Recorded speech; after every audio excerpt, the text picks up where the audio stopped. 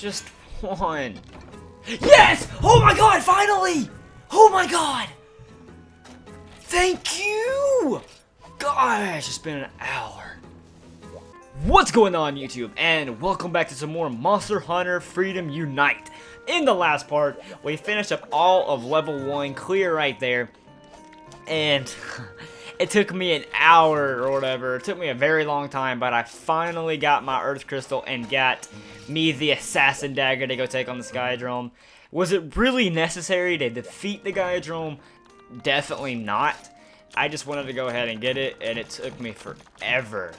Like, I got a lot of ore because it took me so long. So, we're going to go ahead and take on this Giadrome. It gives me a shock trap, so it's not going to be too hard to defeat him. I will go ahead and buy a couple herbs just in case it's going to do some damage. You can go ahead and, like, just grind some money from defeating him because he's not hard. But I'm just going to try to defeat him. Hopefully we can get some hide from him. I think we need 2 for the Blango Tacit. That'll be good defense in the beginning. I'll go ahead and... we don't have to capture him, do we? No, I know we don't. And so yeah, we actually have a lot better green sharpness now too, which is awesome. I will be getting the poison battle axe. That is what I was aiming for. I always thought out with that weapon in this game. I really am not sure why. It's just a good generic, good poison weapon in the beginning. It's just good to use against monsters in the beginning, especially if you're new to Monster Hunter. I recommend definitely Sword and Shields. That is because they're just so easy to use because you can block, and not only that, while you block, you can actually use items. You just block and then hold square, you can use your item. So it's a lot of good things about using a Sword and Shield. So anybody that's new to Monster Hunter, I recommend you do use Sword and Shield. And that doesn't just go for this game. That goes for any Monster Hunter game that you might be playing. That's 3 Ultimate, the Try, right? Yeah, not Tree. That's why I say Tree. And we might as well go ahead and use this last iron pickaxe till it breaks. But yeah, so I recommend if you are new and you don't really know what you're doing, it's a really good weapon to start out with. That's what I did to learn the game. Because if you're using like dual swords, you know, like twin dagger or something like that, you can't block, and it leaves yourself open to a lot of hits. And especially if you don't know the monster's attack patterns, it can really screw you over in the end. So let's go ahead and move forward. I believe he'll be in here, or 8. He's in here. Okay.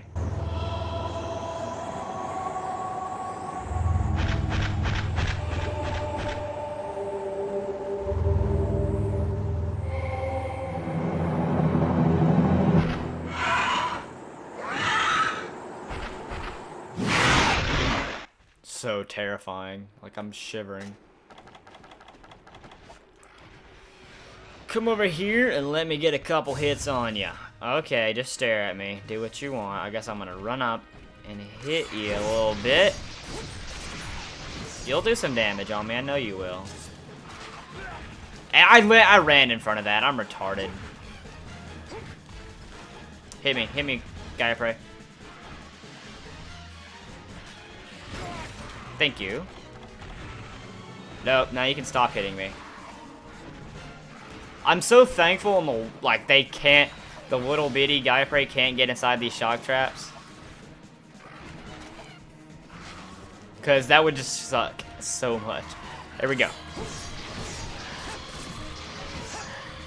Oh, turn. Shock traps though, I do like the best thing to use with a shock trap is like hammers and longswords. Something you can do some heavy damage on because he's not moving. I like hammers and dual blades personally when I put them in shock traps and stuff. He's already running. It's because we got the... Stop hitting me! Oh my lord. I'm gonna die from Gaia Prey. Not the Giadrome, the Gaia Prey. Gaia Prey. I'm sorry if I'm pronouncing things wrong. I said, like before, it's gonna happen in this Let's Play. Like, almost everything that you'll see, I will pronounce wrong. What are you running for? Alright, let's go.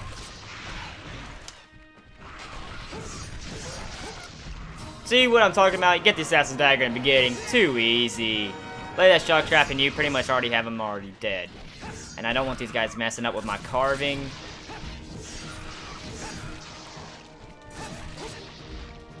I'm actually going to carve them first because they disappear. Get some good stuff from them. You have plenty of time to carve too, like a minute. The most annoying thing though is when you go to fight Lao Shenlong, you actually can't carve him the entire time. They give you a minute, whatever, and he has 9 sparks you can carve, and you can't make it in time. You can get like a perk, I guess you could say, that makes you go faster whenever what comes with your equipment. Like this one's like I don't get hurt. I don't whatever with coldness doesn't affect me and stuff like that. There's wood. Excuse me. That allows you to actually carve faster. So that's useful for against him. And you're not really going for major defense against Lao Shenlong because, well, I mean, he's huge. He's not really meant to hit you a lot. You're just pretty much meant to just sit there and fight him for 30 minutes doing nothing. You can die quite easily because he's huge, but it's not really hard. It's just so tedious and boring. I don't even know why they had to put him in the game. That was just... I like him. He looks awesome. He looks so cool. I like his armor. I like everything. I just hate him. I hate fighting him so much. It's so frustrating. I don't even know why I'm yawning. Like, it's only 6 o'clock and I slept late today. Now loading screens. New issue. I've never really read those magazines, but... Okay, so we can now buy Combo 3.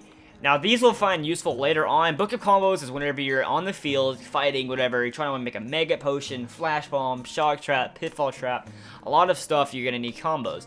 And there's only a percentage you can do for each combo. Now, whenever you add more of these into your list, the higher percentage rate you'll go up that you won't make garbage or trash. So, very, very useful things if you're going to a fight needing to make a lot of things. Especially Flash Bombs and Pitfall Traps. Flash Bombs, I think base is only 75% success rate, and Pitfall Trap is 65%.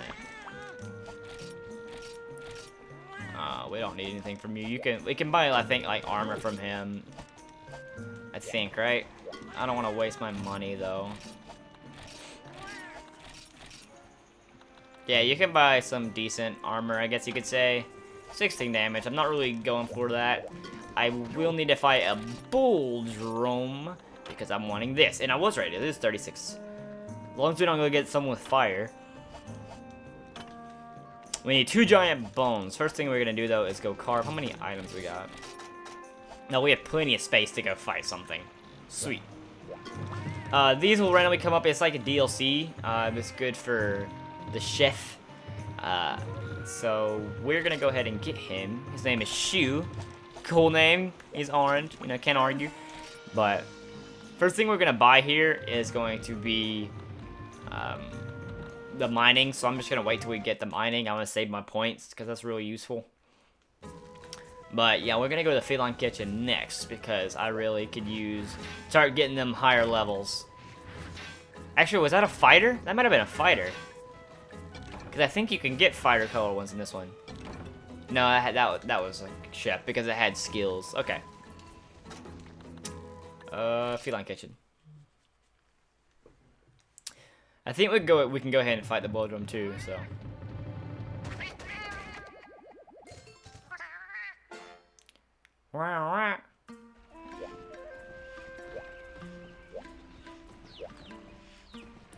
You can actually arrange who's like on top and stuff in this stuff too. Meat, drinks, info level. Okay, let's go ahead and see what we can eat here. I don't really know what to eat early in the game. When I have all 5 cats high level, then I know exactly what to eat. Snowy rice. Sounds pretty good. Let's go with some salmon. No, let's go with some steak. Actually, instead of rice, let's go ahead and put the potato and a steak. That sounds like a good meal to me. Was not good. Okay, that's fine. Bam. I'm gonna try to. I have to try to get them a higher level because then we can actually get more and more ingredients and stuff. So, I always told myself when you pet this thing, you get higher luck for better rewards. I think I read that online. I don't know if that's actually true though, but it's a habit for me to do it. Booyah! Always go 1, 2, 3. It always worked. So let's go see if we can go ahead and fight this bull.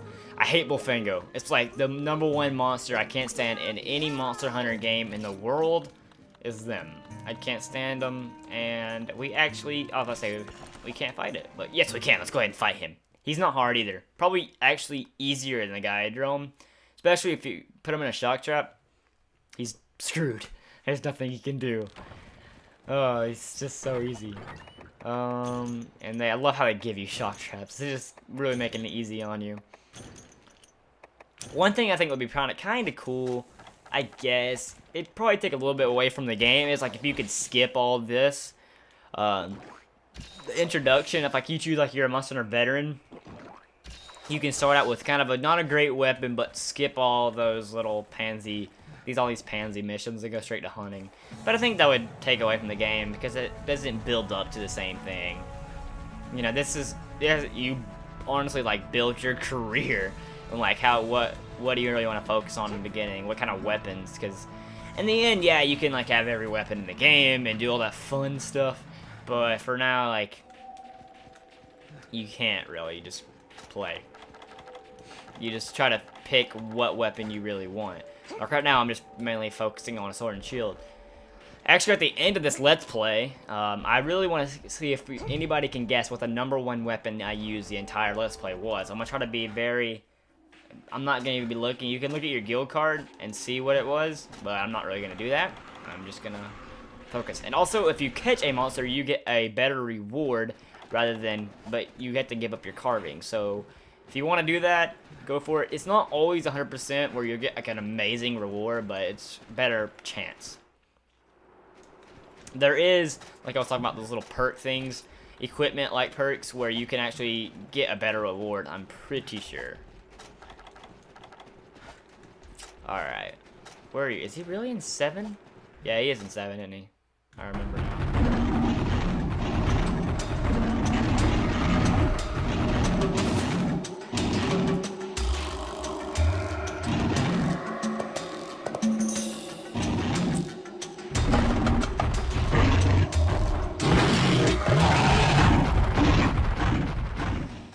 What are you doing, pal? Thank you, there's Popo here. That is so awesome. This makes it so much easier. Charge. Roll on your belly. Like, if I had a really good dual blades, I could probably kill him inside this shot trap.